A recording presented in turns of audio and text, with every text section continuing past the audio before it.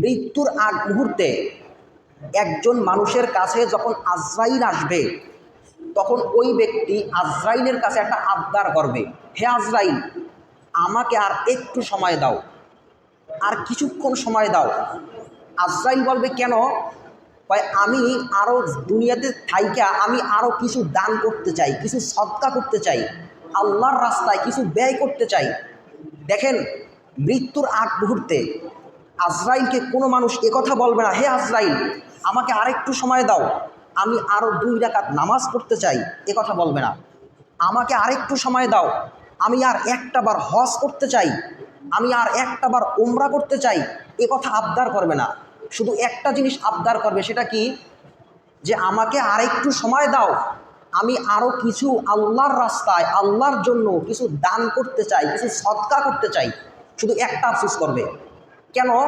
আল্লাহর রসুল এক হাদিসের মধ্যে বলেন, মানুষ মৃত্যুর সাথে সাথে তার সমস্ত আমলের দরওয়াজা চিরতরে বন্ধ হয়ে যায়। আপনি মারা গেছেন, আপনার সমস্ত আমলের দরওয়াজা বন্ধ হয়ে যাবে।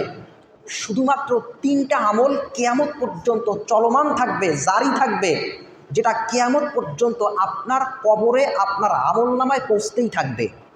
এর মধ্যে একটা হলো, যে ব্যক্তি কিছু দান করবে আল্লাহর জন্য, মসজিদে দান করবে, মাদ্রাসায় দান করবে, একটা রাস্তা করে দিবে, একটা ব্রিজ করে দিবে, একটা নলকূপ, পানির কল, এই একটা দান কিয়ামত পর্যন্ত তার কবরে পৌঁছতে থাকবে। এজন্য মৃত্যুর আগ মুহূর্তে মানুষ আজরাইলের কাছে একটা আবদার করবে, সেটা কি? কথা বল না কেন? আমি আরেকটু দান করে আসি, সদকা করে আসি আল্লাহর জন্য, আল্লাহর রাস্তায়। আল্লাহ রাব্বুল আলামিন কোরআন হাকিমের মধ্যে অন্য আয়াতের মধ্যে বলেন, মাসালুল লাযীনা ইউনফিকুনা ফি সাবিলিল্লাহ। আল্লাহ রাব্বুল আলামিনের জন্য আল্লাহর রাস্তায় যারা দান করে, আল্লাহর রাস্তায় যারা সদকা করে, এই দানটাকে আল্লাহ রাব্বুল আলামিন তুলনা করেছেন একটা চারা বীজের সাথে। কিসের সাথে তুলনা করেছেন? এটা চারা বীজের সাথে। অনেকে মনে করে যে আল্লাহর জন্য আল্লাহর রাস্তায় দান করবে যারা বড় লোক, যাদের টাকার অভাব নাই, এরা দান করবে। আমরা তো গরিব, আমরা রিক্সাওয়ালা, আমরা ভ্যানওয়ালা, আমরা কৃষক, আমরা যেদিন কামাই করি সেদিন আমাদের ঘরের চুলায় আগুন জ্বলে, যেদিন কামাই করি না সেদিন আমাদের ঘরের চুলায় আগুন জ্বলে না। আমরা কেন দান করব? দান করবে টাকাওয়ালারা। কিন্তু আল্লাহর রসুল বলেন, না হে আমার উম্মত, আল্লাহর রসুল বলেন, তোমরা জাহান্নামের আগুন থেকে বাঁচো যদি একটা খেজুরও আল্লাহর রাস্তায় দান করে হয়। যদি একটা খেজুরও দান করার মাধ্যমে জাহান্নামের আগুন থেকে বাঁচতে পারো, আল্লাহর রসুল বলেন ওই একটা খেজুর আল্লাহর রাস্তায় দান করো। আল্লাহর রসুল তার এক সাহাবী বেলাল রাদিয়াল্লাহু তাআলা আনহুকে বললেন, হে বেলাল।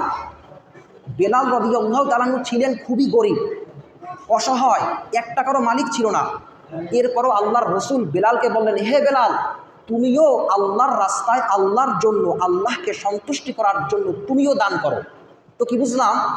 একজন ব্যক্তি মাসে 50,000 টাকা ইনকাম করে, সে মাসে 5,000 টাকা দান করবে। আর একজন ব্যক্তি মাসে 5,000 টাকা ইনকাম করে, সে মাসে 500 টাকা দান করবে। আর একজন ব্যক্তি মাসে 500 টাকা ইনকাম করে, সে মাসে 5 টাকা দান করবে। এই জন্য আল্লাহ তাআলা আমরা যে দান করি, এই দানটাকে আল্লাহ রাব্বুল আলামিন তুলনা করেছেন একটা চারার সাথে, একটা বীজের সাথে। যেরকম আল্লাহ বলেন, একটা চারা বীজের থেকে একটা চারা গাছ এরকম সোজা, ওই একটা চারা গাছের থেকে 7টা শীষ হয়েছে। শীষ বুঝেন? শীষ, 7টা শীষ অথবা 7টা ডাল হয়েছে, এবং প্রত্যেকটা শীষে 100 করে দানা হয়েছে। তাহলে বলুন, 7টা শীষে সর্বমোট কত দানা হয়? 700 দানা। এজন্য আল্লাহ বলেন, যে ব্যক্তি আমার রাস্তায় আমাকে সন্তুষ্টি করার জন্য 1 টাকা দান করবে, আমি আল্লাহ রাব্বুল আলামিন ইচ্ছা করলে ওই 1 টাকাকে 1 টাকায় সীমাবদ্ধ রাখবো না, ওটাকে 700 গুণ বাড়ায় দেব। আল্লাহ রাব্বুল আলামিন ইচ্ছা করলে ওই 700 টাকাকে 7 লক্ষ গুণ বাড়ায় দিতে পারে। এজন্য আমরা যখন দান করব, নিয়তকে ঠিক রাখবো।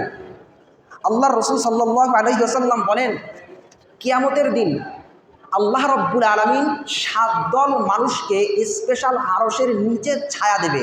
কয় দল লোক? 7 প্রকার মানুষদেরকে, 7 শ্রেণীর লোকদেরকে কিয়ামতের দিন আল্লাহ রাব্বুল আলামিন স্পেশাল আরশের নিচে ছায়া দেবে। এর মধ্যে ওই ব্যক্তি, 1 শ্রেণীর মানুষ তারা যারা গোপনে দান করছে। কিসে দান করছে? কথা বল না কেন? গোপনে দান করেছে।